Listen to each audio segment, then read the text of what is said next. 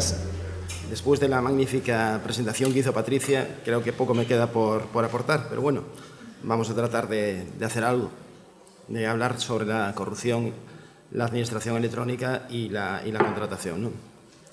Bueno, que la corrupción es un mal endémico y que a estas alturas, en todos los ámbitos de nuestra vida, está presente, pues evidentemente no sorprende a nadie, ¿no? Es más, si nosotros mismos nos mirásemos en el espejo de la corrupción, pues seguramente viésemos una persona corrupta o potencialmente corrupta, ¿no? Es decir, ¿quién no aceptó alguna vez pues, pagar algún trabajillo sin abonar el IVA, ¿no? Bien, dejando al margen pues, estas pequeñas corruptelas personales que son fruto de nuestra idiosincrasia y centrándonos un poco en la corrupción del sector público, pues la primera conclusión que uno obtiene cuando analiza un poco este tema es que no existe ningún ámbito dentro de este sector que se escape a las garras de la corrupción, ¿no? Si tuviésemos que hacer un ranking en materia de corrupción y siguiésemos lo que al respecto nos dicen los expertos en este tema, pues seguramente todos situaríamos como campeón de la Champions de la corrupción pues a la contratación pública, ¿no? Mientras que las subvenciones, las recalificaciones, las licencias o la ordenación urbana pues seguramente llegarían a esa final con cierta asiduidad, ¿no? Obviamente en materia de contratación pública la obra pública sería un candidato permanente a Balón de Oro, ¿no? Bien, algunos datos que nos proporcionan los organismos, ¿no? Bien, según los datos que nos proporciona la Comisión Nacional de los Mercados y la Competencia, el negocio de la contratación pública mueve alrededor de 200.000 millones de euros, ¿no? Lo que viene siendo así como un 20% del PIB, de los cuales el 10%, según señala Transparencia Internacional, pues se destinan a pagar sobornos, ¿no? Otro dato significativo que ha sido puesto de manifiesto en diferentes sentencias, es que los empresarios, para ser adjudicatarios de obras públicas o de contratos públicos, tenían que abonar entre un 3 y un 5% del presupuesto de adjudicación, ¿no? Ángeles Jareño, catedrática de esta universidad, nos dice que las mayores cifras delictivas relacionadas con la contratación pública en materia de contratación se producen en la administración local. Y, por su parte, el Parlamento Europeo pues, nos dice que el sector de la contratación es uno de los sectores que más expuesto a los riesgos de gestión irregular, fraude y corrupción, y que estas conductas ilícitas pues, distorsionan el mercado, propiciando un aumento de los precios abonados por los consumidores en la adquisición de bienes y servicios. Bien, pues, después de estas breves pinceladas en relación con la corrupción, creo que es el momento de centrar el tema en tres cuestiones que entiendo que son esenciales para tratar de buscarle pues una solución a este acuciante problema. La primera, voy a basar la exposición en tres cuestiones, ¿no? Que son comprobar si la ecuación a más leyes y más organismos es igual a menos corrupción, ¿no? En principio, parece que sí, ¿no? Parece que cuantas más leyes y más organismos haya luchando contra esta lacra, pues evidentemente va a haber menos corrupción, ¿no? La segunda es cuál de las dos partes que intervienen en un contrato administrativo es la parte corrupta. Y la tercera es saber si la administración electrónica pues va a ser ese instrumento eficaz que nos va a solventar todos los problemas en materia de corrupción, ¿no? Bien, en cuanto a la primera de las cuestiones, bueno, considero que es esencial hacer pues, una pequeña referencia pues, al pasado, ¿no? Y saber al respecto lo que opinan nuestros mayores. Bien, en este sentido, puedes mencionar que Cornelio Tácito, pues un historiador romano que vivió entre los años 56 y 120 de la era cristiana, ya decía en su momento que cuanto más corrupto es un Estado, más leyes tiene. Por su parte, Don Quijote, ya por el siglo XVII, ya le decía a Sancho Panza, cuando iba a ser nombrado gobernador de la ínsula de Barataria: Sancho, leyes pocas y que se cumplan. Y por último, ya en nuestros días, el escritor catalán Noel Clarasó decía que un hombre de Estado es aquel que se pasa la mitad de la vida haciendo leyes y la otra mitad ayudando a sus amigos a que no las cumplan. Por lo tanto, si tenemos en cuenta las afirmaciones de estos tres importantes personajes, pues la primera conclusión que yo extraigo de esto es que la ecuación, evidentemente, parece que no es correcta, ¿no? Y quizás la mejor manera de demostrarlo pues sea un poco comparar la actividad legislativa realizada en los últimos 20 años y los resultados que se han obtenido, los que se han alcanzado. Bien, a este respecto, pues decir que entre los años 95 y 2017 se han dictado nada más y nada menos que 6 leyes de contratos. Algunos tuvimos que, por lo menos, leernos todas, ¿no?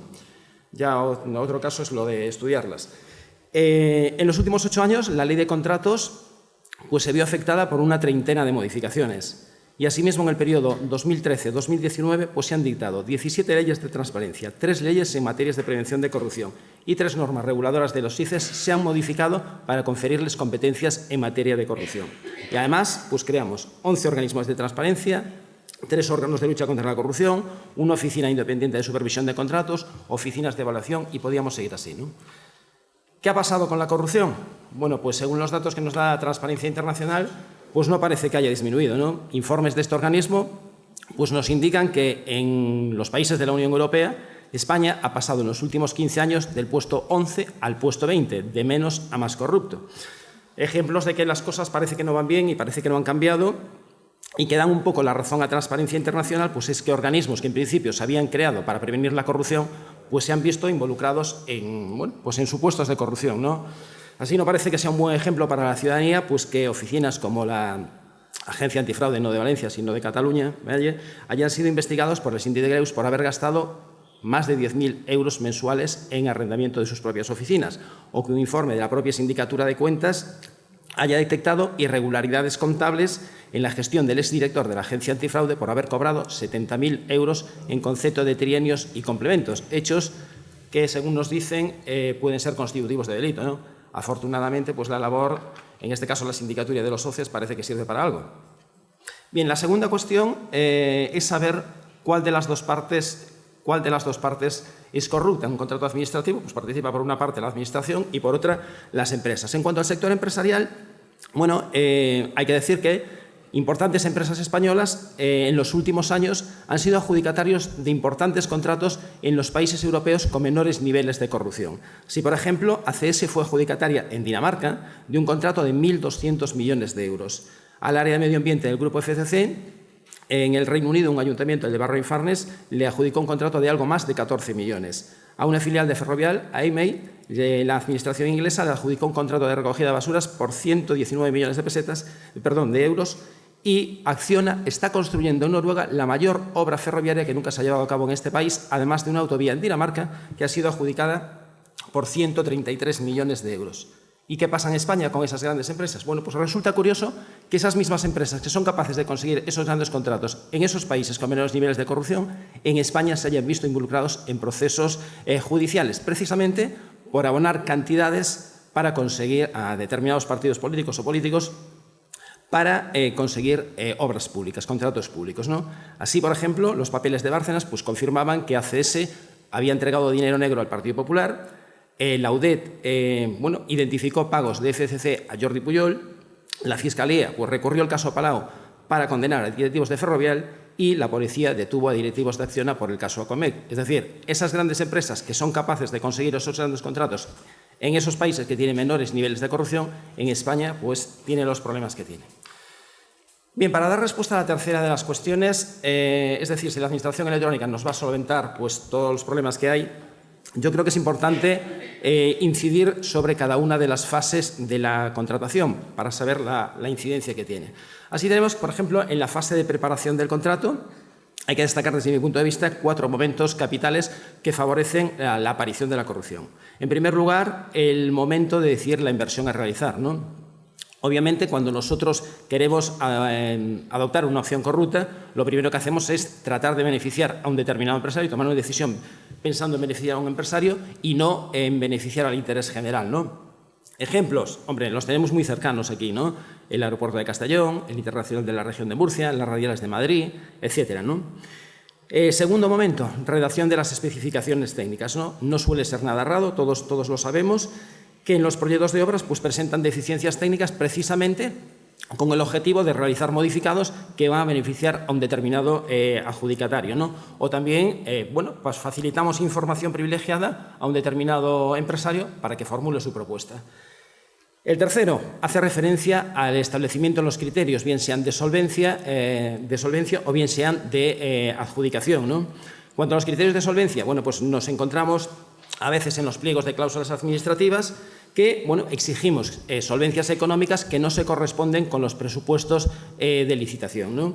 En el caso de los criterios de adjudicación, bueno, pues si dejamos al margen el criterio del precio, que ya sabemos todos que hay fórmulas muy curiosas que llevan a favorecer a un determinado empresario y que así ha sido puesto de manifiesto en diferentes informes de fiscalización, y algún compañero nuestro hizo un brillante trabajo sobre el tema, el establecimiento de algunos criterios subjetivos, sobre todo los referidos a la valoración de las memorias, suelen ser esenciales a la hora de inclinar pues, de manera interesada la balanza hacia un determinado licitador, ¿no? Y, finalmente, el fraccionamiento del objeto del contrato, ¿no? Evidentemente, con objeto de disminuir la cuantía de los contratos y adjudicar a los contratistas pues, esos contratos sin seguir los principios de publicidad, concurrencia, igualdad y no discriminación, ¿no?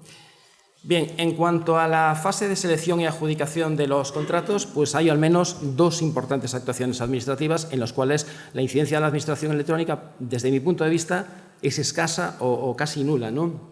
La primera hace referencia a la elaboración de los informes técnicos y a la parcialidad que con la intención de adjudicar un contrato a un determinado licitador se puede llegar a producir, ¿no?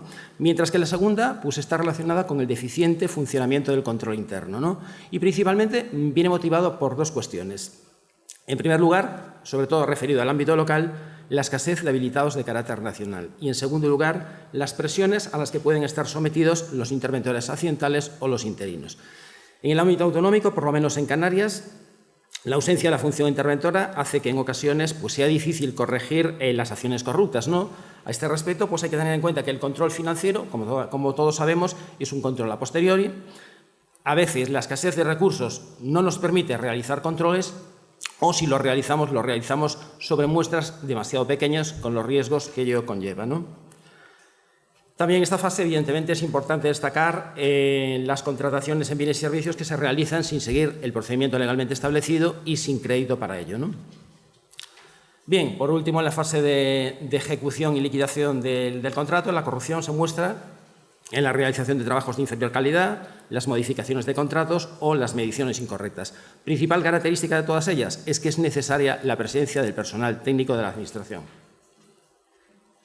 Bien, estos son los problemas. ¿Cuáles son las soluciones?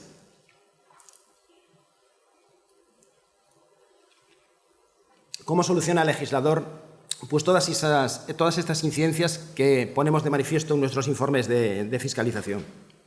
Yo creo que las deficiencias técnicas observadas en la redacción de proyectos y en la emisión de informes técnicos, pues el legislador continúa sin darle una respuesta adecuada, ¿no? La adjudicación de los contratos menores, el legislador pues, ha tratado de corregirlos, disponiendo la publicación de la adjudicación el perfil del contratante y disminuyendo los umbrales con objeto de evitar la práctica corrupta, ¿no? Obligando a la Administración a que planifique y a no adjudicar dentro de un mismo ejercicio presupuestario a un mismo empresario uno o varios contratos que superasen la cuantía del artículo 118. Sin embargo, pues la intención del legislador, que no es otra, evidentemente, que planificar, que la Administración empiece a planificar bien y reducir los contratos menores a la mínima expresión, y así fue destacado por algunos juristas importantes, ¿no? Entre ellos Martín Razquín o la Junta Consultiva de Aragón, fue interpretado de manera distinta por otras juntas consultivas, por ejemplo, la Junta Consultiva de la Administración del Estado, en el sentido de que los empresarios podrían ser adjudicatarios de tantos contratos menores como objetos distintos tuvieran estos contratos. Con lo cual, entiendo que la intención del legislador pues, ha ido un poco al traste, ¿no? En cuanto a la solución a los gastos realizados sin seguir el procedimiento legalmente establecido y disponiendo de crédito para ello, bueno, pues parece que está lejos de producirse, ¿no? Puesto que ni la Ley de Contratos del Sector Público ni ninguna otra ley que yo conozca va más allá de decir que este contrato es nulo de pleno derecho, cuestión evidentemente que ya sabíamos todos, pero que en la práctica tiene escasa consecuencia o nula consecuencia, ¿no? Bien, hasta el momento no nos hemos referido sino a cuestiones negativas, dando la impresión de que ningún órgano hace absolutamente nada por prevenir la corrupción, ¿no? Y evidentemente esto no es así, ¿no? Un ejemplo de lucha contra la corrupción es el llamado caso Adif, ¿no? La realización de prácticas colusorias por determinadas empresas ha tenido importantes consecuencias y se han tomado medidas de cierto calado, ¿no? Por una parte, la Comisión Nacional de los Mercados y la Competencia pues, ha impuesto multas a estas empresas y además ha pedido al Ministerio de Hacienda que no se vuelva a contratar con esas empresas. A día de hoy no tengo constancia de que esta medida haya prosperado. Al menos, bueno, pues se han impuesto multas, aunque estén recurridas, ¿no? Y algo creo que se ha ganado. Otra de las medidas ha sido que Adif ha pedido daños y perjuicios a estas empresas multadas por la Comisión, ¿no? Y finalmente también Adif ha tratado de blindar sus pliegos incorporando cláusulas de integridad mediante los cuales pues, los licitadores se comprometen pues, a aceptar a cumplir los principios de igualdad, concurrencia, transparencia y a abstenerse de realizar prácticas colusorias, así como a aceptar el código ético y de conducta de Adif, ¿no? Además, de informar a sus empleados y comunicar pues, al órgano de contratación de los posibles conflictos de intereses. Estos incumplimientos pues pueden llegar a suponer la exclusión del proceso de licitación y ser causa de prohibición para contratar, incluso llegando a imponerse multas de hasta un 10% del precio de adjudicación. Bien, ya hemos visto la escasa incidencia que tiene la Administración electrónica en algunas de las fases de la licitación, ¿no? Pero cabría preguntarse, ¿aporta algo la Administración electrónica? Hombre, yo creo que sí, yo creo que va a aportar y aportar muchas cosas, ¿no? En primer lugar, el hecho de que todos los documentos tengan que registrarse va a posibilitar pues, que el seguimiento del rastro sea más fácil de realizar, ¿no? Más sencillo de realizar. En segundo lugar, pues al obligar al Esquema Nacional de Seguridad a que todos los documentos tengan que conservar un formato que permita garantizar la autenticidad e integridad de los mismos, va a proporcionar pues, una mayor seguridad jurídica, ¿no? Y en este respecto quiero contarle una pequeña anécdota que sucedió hace años y que me comentaba una compañera, ¿no? Estaba un contraste de resultados y bueno, pues puso en manifiesto al cuentadante que en el informe de contratación pues, no se encontraba el informe de fiscalización previa, ¿no?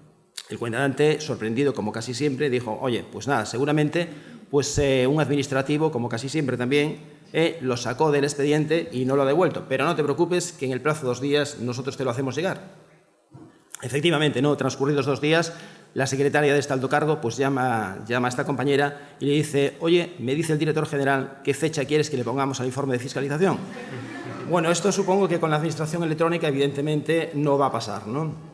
Bien, la tercera aportación que hace la Administración electrónica es bueno, pues el establecimiento generalizado de lo que venía antes hablando Silvia, creo que era, del sistema de alertas rápidos que está poniendo en marcha la Consejería de Transparencia, ¿no? Evidentemente, esto va a dificultar pues, que se produzcan un montón de actuaciones irregulares, ¿no? Que van a, bueno, pues que pueden derivar en supuestos de fraude, ¿no? Finalmente, otra de las cuestiones importantes, y no estaba pasando las diapositivas, otra de las cuestiones importantes es que va a reducir costes, ¿no? El ahorro, según algunos estudios, pues se estima en un porcentaje cercano al 20%, ¿no? ¿Qué cuestiones quedan pendientes? Bueno, pues ya esto nos lo pasamos porque ya lo hablamos antes de la escasa incidencia que tenía la Administración electrónica, ¿no? en algunas fases de la contratación. Bien.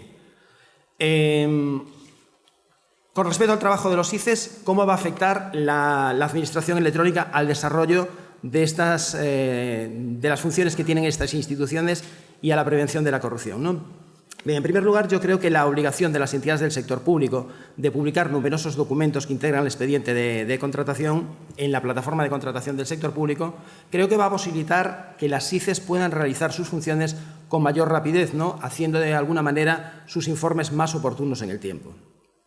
El establecimiento de la Administración electrónica también entiendo que puede motivar un cambio en el status quo de las ICES, ¿no? En el sentido de que pues, se podría plantear la posibilidad de realizar controles con carácter previo a la formalización de los contratos, permitiendo la detención de conductas irregulares o corruptas y evitando así importantes quebrantos al erario público. Y, finalmente, la creación de una gran central de información donde todas las entidades del sector público tengan la posibilidad de rendir sus cuentas, contratos, convenios, por una sola vez para todos los organismos y sin generarles un trabajo adicional, entiendo que va a suponer un incremento de las cotas de rendición. En cuanto a las acciones que se podrían poner en marcha para tratar de mitigar la corrupción, entiendo que algunas de ellas podrían ser el establecimiento de una adecuada coordinación entre los órganos que luchan contra la corrupción. Me consta que existen trabajos que se están realizando al respecto. La implementación de pactos de integridad, formar a los gestores y otorgar medios suficientes a las entidades. Esto creo que es esencial. Dotar de una verdadera independencia a los interventores, haciendo que sus retribuciones fundamentalmente en el ámbito local pues se establezcan por Real Decreto del Consejo de Ministros y eliminar la posibilidad de que los interventores accidentales o los interinos puedan ser nombrados o propuestos por la propia corporación a la que sirven, potenciar lo público, como decía antes Patricia, comenzando por la formación de los jóvenes. En este sentido, creo que los programas de educación en las escuelas secundarias y en las universidades creo que es un instrumento fundamental. Las ICES entiendo que deben estar presentes y, evidentemente, no crear nuevos órganos que lo único que hacen, en mi opinión, es incrementar el gasto público, sino conseguir que los que existen funcionen adecuadamente.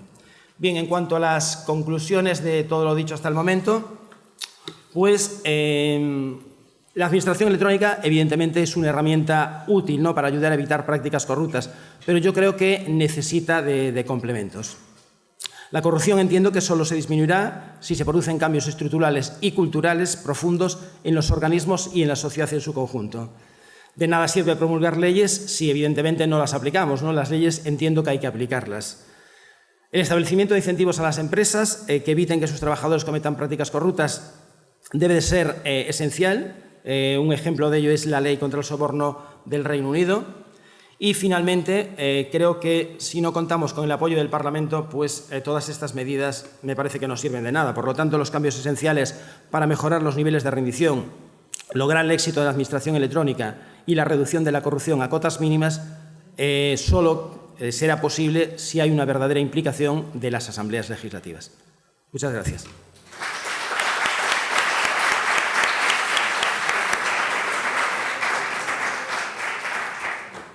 Muchas gracias, José Manuel. Muy interesante y muchos ejemplos muy prácticos que me han parecido muy interesantes. Vamos a pasar al turno de preguntas. Estamos justos en el tiempo, así que si alguno queréis hacer alguna pregunta no muy larga, pues adelante. Lo estábamos comentando aquí dos compañeros, que nos ha chocado mucho los casos de fraude que has estado tú analizando. La cantidad de denuncias que hemos hecho en nuestros informes y lo poco que ha llegado a los tribunales. Y que yo creo que con todo lo que hemos estado hablando aquí, con el poder que está haciendo, la labor que está haciendo la Agencia Antifraude, que está haciendo también la Generalitat por su parte, queda algo pendiente y es, digamos, más trabajo de colaboración con el Poder Judicial. No sé, es como que nunca se habla de ese tema y yo creo que es fundamental, como tú has dicho, y sobre todo también de los políticos, porque si los políticos no están interesados en que esto evolucione, pues por mucho que trabajemos nosotros siempre nos vamos a quedar cojos, y lo mismo con el Poder Judicial. Sí, yo evidentemente pienso que la coordinación es fundamental entre todos los que nos dedicamos a esto, ¿no?, tanto fiscalizadores como agencias antifraude, como evidentemente Poder Judicial, ¿no? Si no hay una adecuada coordinación y, evidentemente, si no hay un apoyo parlamentario, yo creo que no podemos hacer absolutamente nada, ¿no? Como decía Ferran Termes, llevamos 30 años denunciando, ¿no? Son otros los que tienen que tomar medidas. Bueno, pues yo creo que efectivamente, ¿no?, los parlamentos tienen que estar ahí. Los parlamentos, pues parece que solo importa nuestra labor cuando estamos en elecciones, ¿no?, y cuando pasan las elecciones se olvidan de nosotros, ¿no? Recursos, llevamos denunciando, yo llevo 25 años en la audiencia y llevamos denunciando desde hace 25 años que tenemos escasez de recursos, ¿no? Me resultaba curioso lo que estaba contando el consejero de Galicia, ¿no? Dice, oiga, nosotros nos atribuyen competencias en materia de corrupción. Yo vi hace unos años y di una charla en la Universidad de Elche, y hacía referencia pues, a unas manifestaciones que hacía un diputado gallego, un tal Pedro Puy, no voy a decir el partido porque es lo de menos. Decía, oiga, nosotros le atribuimos competencias en materia de corrupción a Galicia y ya recursos ya ellos tienen suficientes, ¿no? Sé que el presidente en aquel momento se quejó y algunos funcionarios también se quejaron. Yo no sé a día de hoy cómo está el Consejo de Contas, si tiene más personal para en poder desempeñar adecuadamente las funciones de prevención de la corrupción, o si con los recursos que tienen van haciendo pues, de tripas corazón, ¿no?, y van tirando hacia adelante. Yo supongo que esta será bueno, pues la opción que están ejerciendo ellos, ¿no? Es decir, yo creo que más personal no tienen, y bueno, pues tanto Eloy como Patricia, como pues, todos los que trabajan en materia de corrupción, pues supongo que estarán doblando esfuerzos y bueno, pues por ahí irán, ¿no? Pero bueno, ellos lo pueden contestar mejor, ¿no?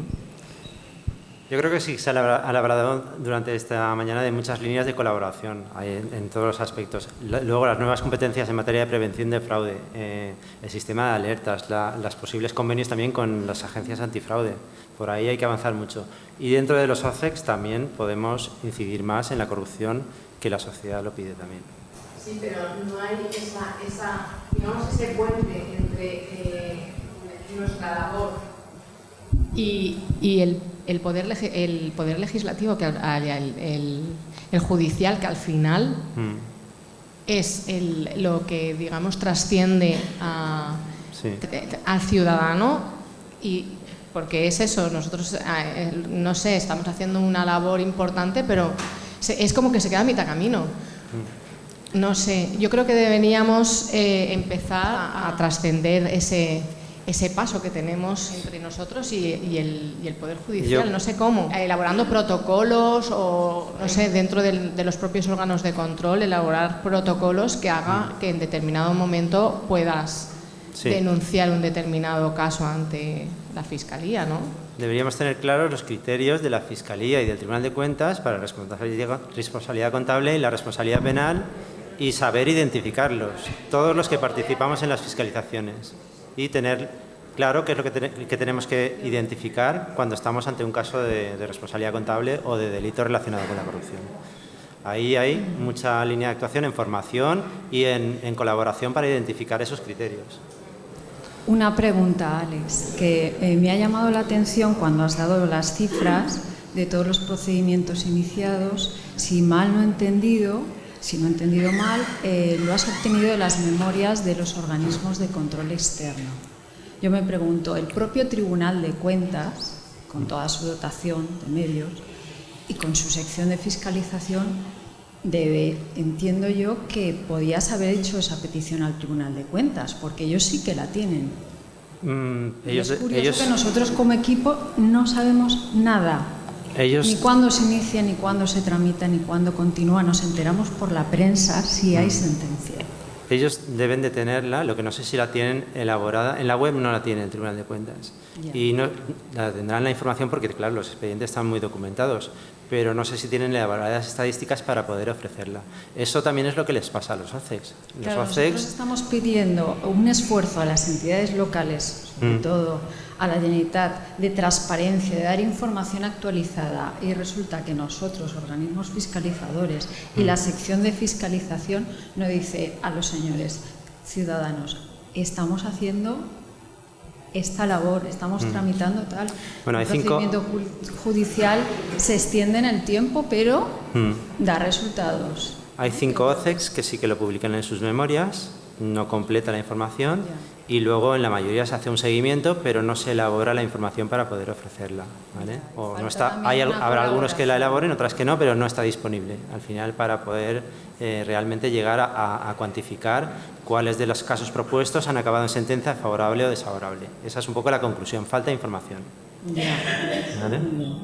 Y otra sobre la falta de medios. En alguna charla del Tribunal de Cuentas